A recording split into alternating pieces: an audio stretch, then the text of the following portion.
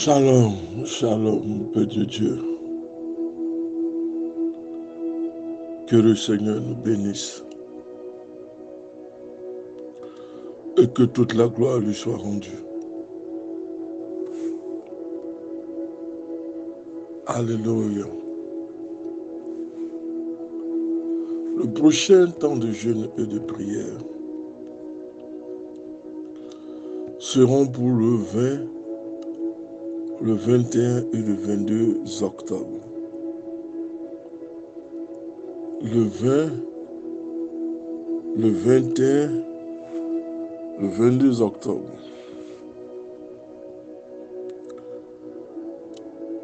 Que Dieu nous bénisse. Mais écoutez bien ce message pour ceux qui sont dans le jeûne et la prière. Et pourquoi certains font le jeûne et la prière, mais n'obtiennent rien aussi.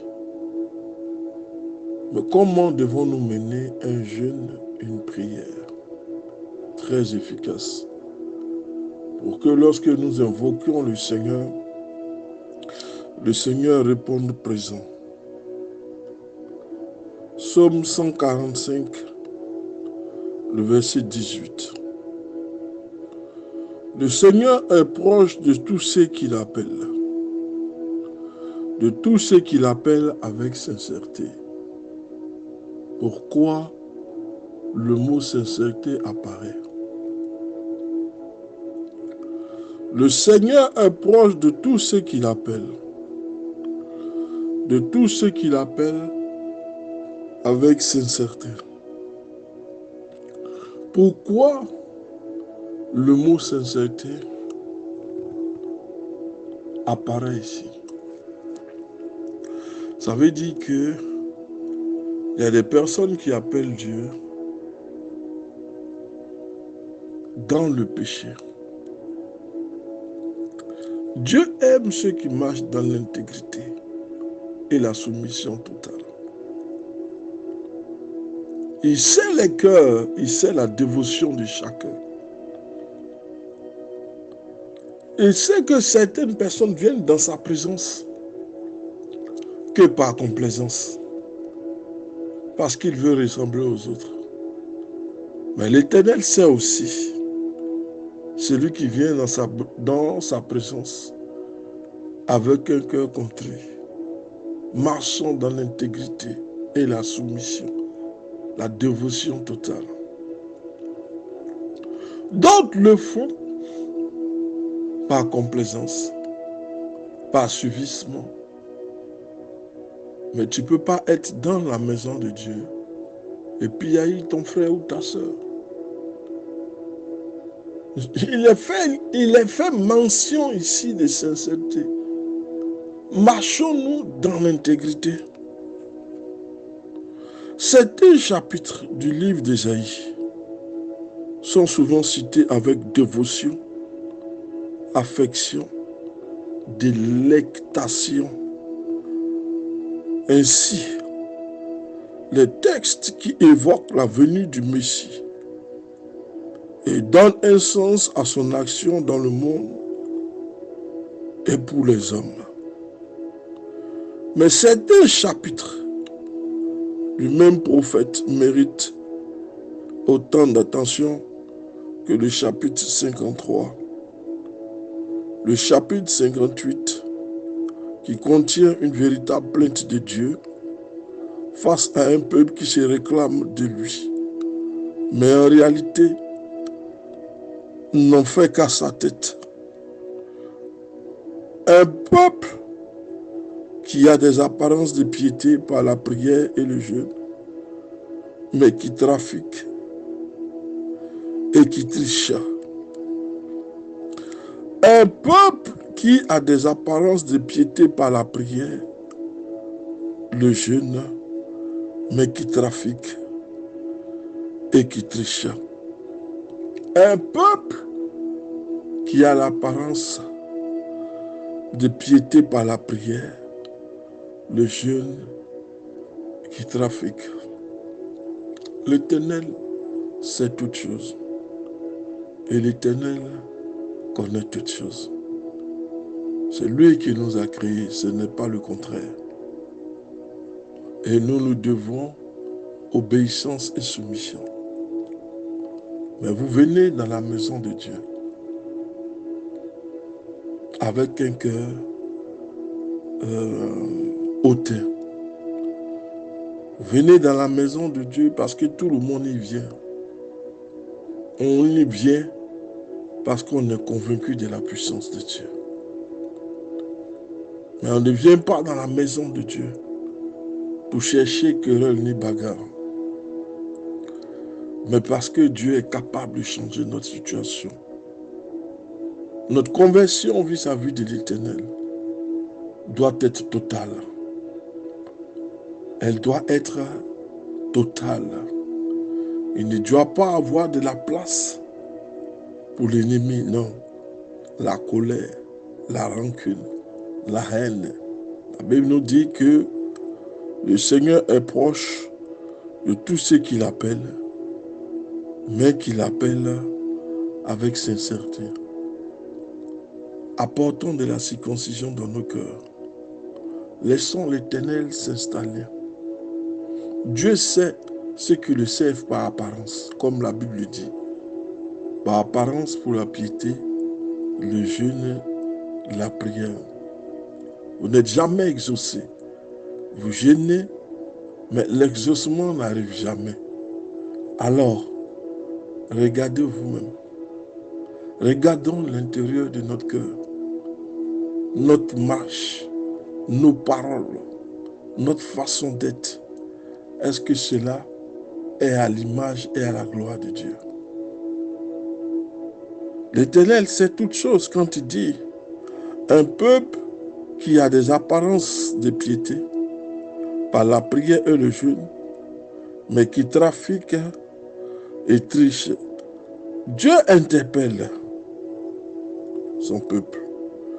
Soyez assez honnêtes pour reconnaître que jeûner ne vous empêche pas de faire de bonnes affaires ou de maltraiter vos employés. C'est pendant le temps de jeûne et de prière que certains bizarrement retrouvent un gain de colère et de méchanceté. C'est pendant ton temps de jeûne et de prière, là où tu dois être connecté spirituellement à ton Dieu. C'est là où tu es dans la vengeance et la colère. C'est pourquoi l'Éternel vous dit que vous êtes des chrétiens de façade. Vous ne le cherchez pas réellement, mais vous le cherchez par intérêt, pour vos intérêts. Cherchez Dieu. Qu'est-ce qui est impossible à l'Éternel? Rien ne lui est impossible. Mais c'est parce que vous ne savez pas demander. Vous voulez seulement un intérêt. Mais celui qui est la source de la bénédiction, vous le délaissez. Mais vous n'aurez pas la bénédiction qui accompagne la soumission et la dévotion. Non. Soyez assez honnête pour reconnaître que jeûner ne vous empêche pas de faire de bonnes affaires ou de maltraiter vos employés. L'Éternel poursuit ses reproches. Vous jeûnez, mais vous vous disputez. Vous en venez même aux mains. Est-ce en cela que consiste le jeûne auquel moi, l'Éternel, je prends plaisir? Le Seigneur pointe alors des attitudes qui semblent pieuses, pleines d'humilité, mais qui ne sont qu'en réalité des théâtres pour tromper. Puis l'Éternel, qui n'est pas dupe, précise en quoi consiste l'attitude d'une véritable spiritualité. Vous jeûnez, mais vous vous disputez. Vous jeûnez, vous en arrivez aux mains. Vous jeûnez, vous ne parlez ni à votre mari, ni à votre femme. Mais comment voulez-vous que l'Éternel vous bénisse? Mais quand vous vous asseyez et que vous lisez les Écritures, est-ce que vos comportements sont conformes aux Écritures? Mais quelle bénédiction vous voulez? Et vous dites que ma bénédiction tarde. Depuis des années, j'ai pris, je paye ma dîme, mes offrandes, mais rien ne se présente. Mais est-ce que le cœur accompagne la dîme et l'offrande. Quand vous donnez, donnez avec foi. Faites les choses à la ressemblance de la gloire de Dieu. Vous êtes surpris que les années passent, mais vous ne récoltez rien. Mais quelle est votre attitude vis-à-vis du Seigneur, vous-même? La Bible nous dit que l'Éternel n'est pas dupe. Et l'Éternel précise en quoi consiste l'attitude d'une véritable spiritualité. Il ne s'agit pas de prière, ni de jeûne, mais d'action. Libérez ceux qui sont injustement enchaînés. Rendez la liberté aux opprimés. Partagez son pain avec celui qui a faim. Ouvrez sa porte à ceux qui sont dans la détresse. Ce programme, porté par l'amour de Dieu et qui alimente l'amour du prochain, est chargé de joie et de vie, non seulement pour celui qui en est le bénéficiaire, mais pour tous ceux qui en sont initiateurs. Vous prenez des temps de jeûne et de prière. Vous dites que je vais prier l'Éternel, mon Dieu. Mais ton frère même qui est à côté de toi, regarde le programme que l'Éternel donne. Il ne s'agit pas de jeûner, de prier. Arrêtez de jeûner et de prier. Si ton propre frère même, tu ne parles pas avec lui, qu'est-ce que vous faites dans la maison de Dieu en fait? L'amour ne vous anime pas. Vous n'êtes pas caractérisé par l'amour, non. Il ne s'agit pas de prendre 10 000 jeux, 11 000 jeunes. Écoutez ce que l'Éternel dit. Il ne s'agit ni de prière, ni de jeûne, mais d'action. Libérez ceux qui sont injustement enchaînés. Rendre la liberté aux opprimés.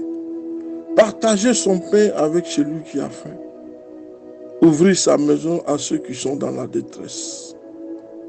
Mais toi, ta maison est devenue un bunker. Et personne ne peut y accéder. Ton frère, ta soeur, avec qui tu es dans l'église, dans la foi chrétienne, vous vous haïssez. Qu'est-ce que vous faites dans la maison de Dieu? C'est un lieu d'amour, ce n'est pas un lieu de rancune. Supportez-vous les uns les autres. Mais quand vous vous asseyez et vous lisez la Bible, est-ce que vous-même, en tant qu'enfant de Dieu, vous êtes conforme aux édits de la Bible? Le Seigneur parle d'action, portée par l'amour. Il parle d'action, portée par l'amour. Le programme est porté par l'amour de Dieu, qui alimente l'amour du prochain, est chargé de joie et de vie, non seulement pour celui qui est bénéficiaire, mais pour tous ceux qui en sont initiateurs. Alors, ce sera pour toi l'aube d'un jour nouveau. Alléluia. Le salut te précédera et la gloire de Dieu fermera ta marche. Ésaïe 58, le verset 8. En dehors de cette magnifique promesse, Dieu ajoute, quand tu appelleras, le Seigneur te répondra. Et quand tu demanderas de l'aide, il te le donnera. L'Éternel te dira, j'arrive. N'est-ce pas toute notre attente? Et si parfois le Seigneur semble sourd lorsque nous l'appelons, relisons et revivons le fameux chapitre 58, excusez-moi. Relisons, revivons le fameux article, le fameux chapitre 58. Est-ce que l'amour même traverse notre cœur un peu? Nous avons des cœurs durs comme de la pierre. Nous sommes dans une église, dans la présence de Dieu, et nous avons un cœur dur comme de la pierre. Mais nous nous trouvons dans quelle église? de Satan ou de celui de Dieu. Même vous verrez même que certains pasteurs ne s'adressent même... que Dieu nous bénisse. Et que la gloire de Dieu soit sur notre vie. Dans le nom de Jésus. Pasteur Samuel.